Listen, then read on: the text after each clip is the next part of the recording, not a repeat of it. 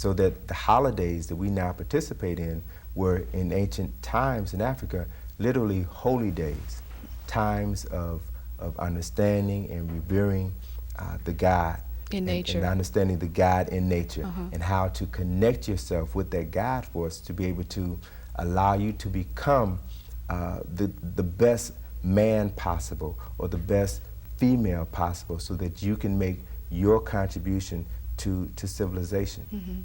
But it seems like all of it leads up to bringing forth your God self in your children. Yes. Because it was a lot of reproduction or regeneration or resurrection that seemed to generate through the children. And December 25th, you know, seems to have a very special meaning to you. Right. Well, December 25th is regarded in this society as the birth of Jesus the Christ. December 25th is also significant because in ancient African history, it was also regarded as the birth of Horus, the birth of Osiris. In a very important book entitled 16 Crucified Saviors by Kersey Graves, he documents 16 individuals who preceded Jesus the Christ, who also were born of an immaculate conception, a virgin birth, who also had birthdays on December 25th. From a astrological point of view, or astronomical point of view, December 25th is significant because it represents the first day to lengthen significantly after the winter solstice, which falls on December 21st and lasts for approximately 4 days. After that fourth day, the days begin to lengthen, and symbolically it is said that the sun is born again. So the idea conceptually of the birth of the sun speaks to the resurrection of the life force and the life principle on this planet. So as it pertains to religion, the sun is a symbol of the powers of God and the forces of creation. So that's one of the primary reasons why this date has always been of primary importance from a religious perspective. Now, going to the view of the sun, how does the sun, this is going to be like the last question, how does the sun relate to melanin and melanin relate to the sun? Because there seems to be like some kind of connection. There's a definite relationship. If you look at the sun has always been one of the primary deities associated, primary symbols associated with God. The sun is responsible for all life on this planet. If the sun were any closer, any further away from this planet, all life as we know it would cease to exist.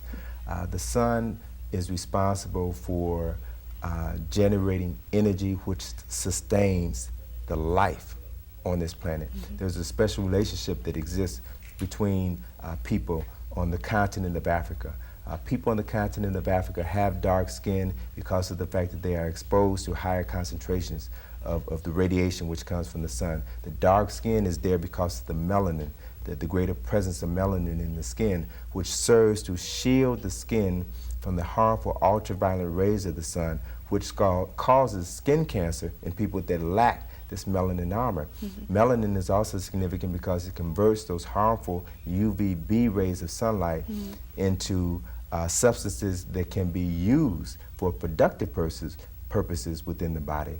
And then there's also a great deal of information pertaining to melanin or melanin-based hormones that circulate within the blood and appear to have a direct relationship with the development of higher levels of consciousness. That is, the secretion of certain hormones from the pineal gland, which expands one's ability to expand your consciousness and be able to tap into higher levels of thinking, higher levels of knowledge and information. And one of those symbols of this process can be seen as the symbol of the cobra on the crown or the forehead of the pharaoh. So there's a belief that this knowledge and information was something that was also incorporated within the belief systems of the ancient Africans. Yeah, because they're supposed to be a symbolization of the Kundalini rising from the base of the spine and moving its way up and then finding its way to the pineal gland at the top, or the crown chakra. We want to go into chakras. Exactly. But you're saying that the melanin causes a psychic effect? Well, there's a melanin-based hormone called melatonin, which is secreted in the evening by the pineal gland. And what this hormone does is to activate certain centers within the brain, which allows you to experience higher degrees of knowing.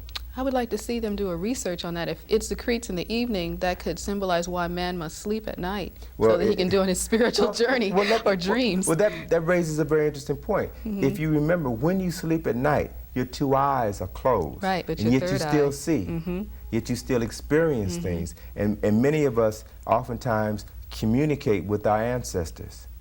And they can come to us and deliver us messages and tell us things that will have a positive influence on our lives. How is this possible? It is possible primarily because of this relationship that exists within the mind and the consciousness and the body of us as human beings. And the production of this hormone, melatonin, which helps to accentuate this process within African people, comes about because of the special relationship with the sun.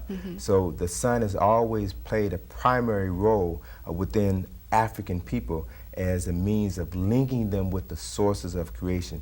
Either physically, the sun has been the symbol of the source of creator, and also from a physiological standpoint, it is because of a certain form of radiation and certain hormones, certain chemicals that are secreted within the brain that are activated by sunlight, which also allow us to make these spiritual connections. And that's one of the primary reasons why African or African American people as a whole have been very spiritually oriented people. It is because it is an inherent part of the nature and makeup of African people. It's just natural for us to be spiritually inclined. True. Or we just have to have spirit in our life. True. So Well, and the point is, and the point that I really want to underscore during the course of this interview is the significance of knowing your history and culture, knowing this information, because this is information that has been passed on orally, information that has been written about, and we have to begin to rediscover this knowledge and information, not discover, but rediscover this knowledge and information,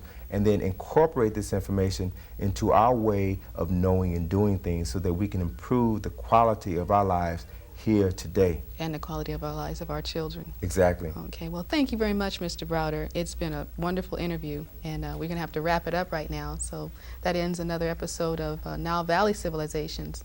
Thank you for watching. Life, health, strength, Hotep.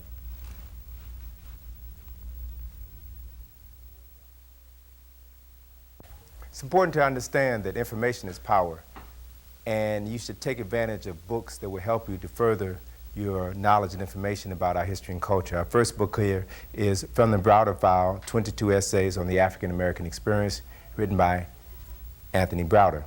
Another excellent resource is the Journal of African Civilizations, published by Professor Ivan Van Sertima. This particular edition is Egypt Revisited. A definite addition to your library would be They Came Before Columbus, The African Presence in Early America, written by Professor Ivan Van Sertima. Introduction to African Civilization by Professor John G. Jackson. And one of the seminal works on ancient African Egyptian history and culture is Stolen Legacy, written by Professor George. I'm here to discuss with you today the African contributions to culture and civilizations. What we're going to do is to have a pictorial overview of ancient African history and culture and discuss its impact on Western culture and civilization through visual imagery. We're going to be focusing on the ancient African civilization of Egypt, or as it was originally known, Kemet, and talk about its history, its culture, and its symbolic imagery, and how it has influenced Western culture and civilization.